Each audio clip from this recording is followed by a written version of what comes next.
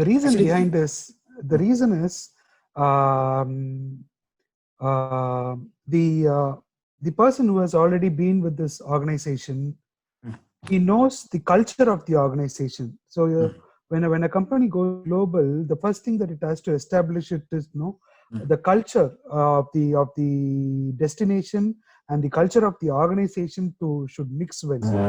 So in order for that to happen, a person who knows the culture of the organization is the right person to go and establish it. So once he establishes that, probably we can hire people from that is the people can be hired to grow the organization in the foreign soil.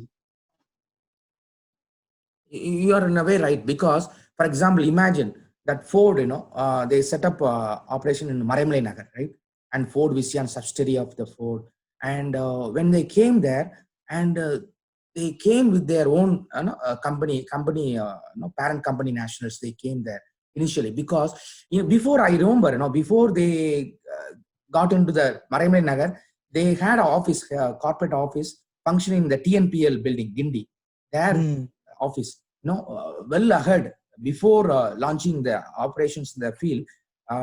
They had all the management team from US, they were working, and I visited them also, because it happens to be my uncle, Mr. Anto Vincent, was working for a GE as a director. He moved to Ford as a vice president, So I happened to meet those executives, and because basically it's a knowledge transfer, because those people, they come and then they are already familiar with what is the culture and what's the operational aspect, everything. They can easily transfer the knowledge. That is the purpose.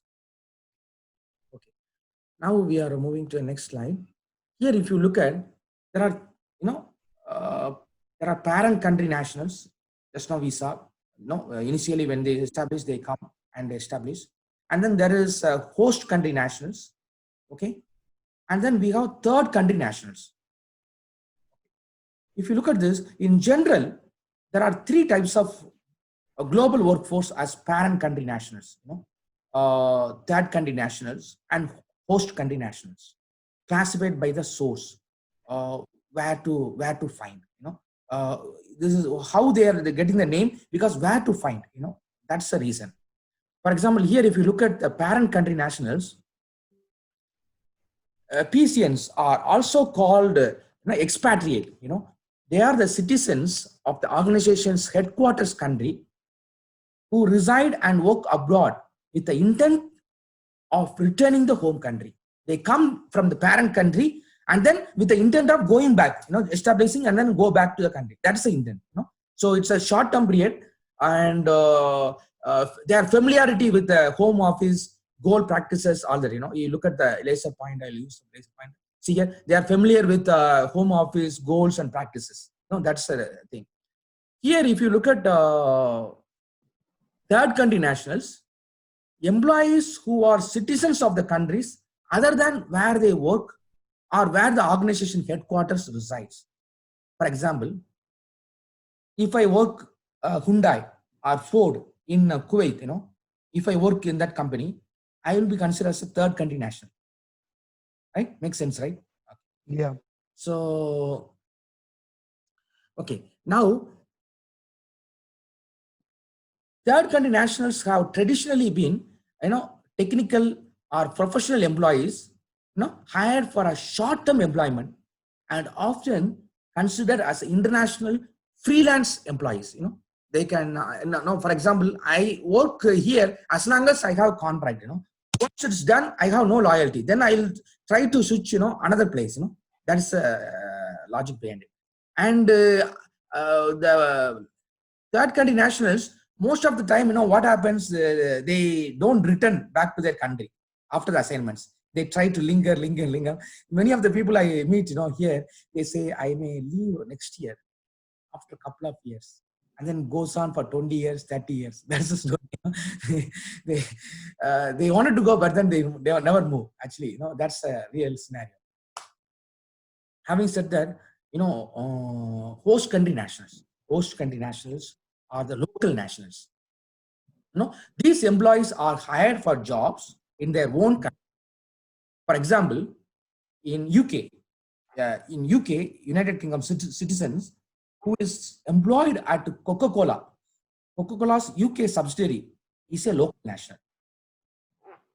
Coke factory in Atlanta, Georgia. I've been there. CNN, Coke and all. So their office in UK. The UK citizen is working in a Coca-Cola in UK, London, is considered to be a what? Host country national. He's a host. He's hosting that country. He's a country, so it's makes sense. The name itself gives meaning, right? So it's easy to understand. No need to worry. So then impatriation. There is another term called impatriate. What does impatriation means? The foreign national employees have been transferred to work in the home country. For example, I am working here, for a Ford, Ford company. I'm expat, but you are giving me, because I'm doing a good job and I'm a very critical person in the company. So my contribution, performance, CPC, potential contribution, criticality, all very high. That's why you are nominating me to go back to the Ford headquarters. Maybe I may be there 6 months, 1 year, and I'll get phenomenal learning, and a wonderful opportunity going abroad. And I'll enjoy, and the company also get more benefit, right? So this is what the foreign national employee have been transferred to work in a home country of an international organization on a temporary, or it can be a permanent basis. Understand? Yeah. Okay. So after listening to the video, or I will explain the table, and then we can go watch on video about whatever. Yes, sir. It will be much easier. So here, if you look at of course, Ford head office, and he is there in the US. He is there with the parent company. So he is having already familiar with the home office goals and practices and their strategic plan. Everything is already familiar with. Whereas a host country nationals, familiarity with the host country. For example, here the Kuwaiti nationals, I am working, here in Kuwait, so here the local Arabs, they have market intelligence, street smartness more than me, because they know the culture, they know the rules of the law, everything they know. So that's advantage for them.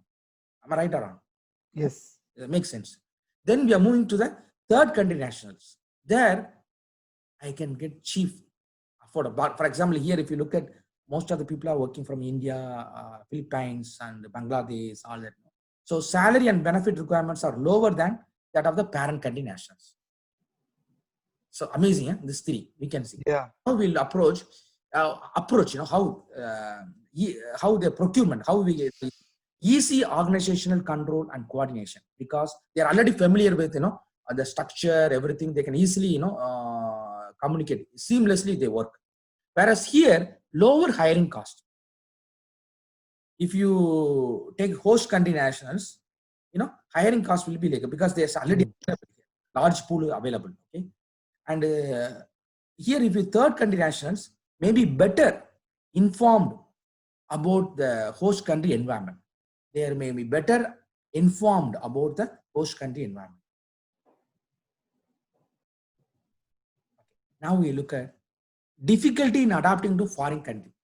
Now, for example, here for Chennai people, working in the Maraimalai Nagar Chennai Ford factory, they have problem, difficulty in adapting to their foreign country, because the US culture and their way of working, the self-made, and direct approach, communication. Ours, maybe here is more of relationship-oriented, high context culture.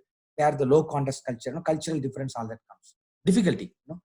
Then here, if you look at the host country national, difficulty in exercising effective control over the subsidiary operations. Difficulty in exercising effective control over the subsidiaries operations, because here they are like they are kings.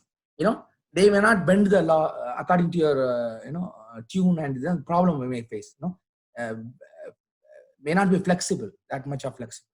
And here, it's easy. Host country government may rescind hiring a third country, because here what happens, Here, for example, in Kuwait, what's happening in the most of the GCC region now, they don't want to engage third country nationals. They want to employ their own nationals are unemployed. So they wanted to give more preference for them. Then comes local nationals, then Arabs, then the Muslims, then only all others are considered. The priority is there. Not like US and Canada, like strict laws and fair practices and the discriminations, not like that. Here they have already, they spell out, they say Arabs preferred, what language, what gender, everything they say here, So host country government may rescind, they may rescind hiring because they need to maintain the percentage, they need to employ the local nationals. That's the problem. Then here, excess cost of selecting, training and maintaining expatriates, excessive cost of selecting, training and maintaining expatriates, here parent country.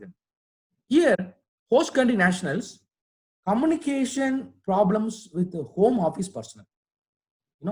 They have problem of communicating with the home office personnel. Because the language barrier and all, then here if you see, may not return to their home country after assignments. They want to linger, for they told you, Okay.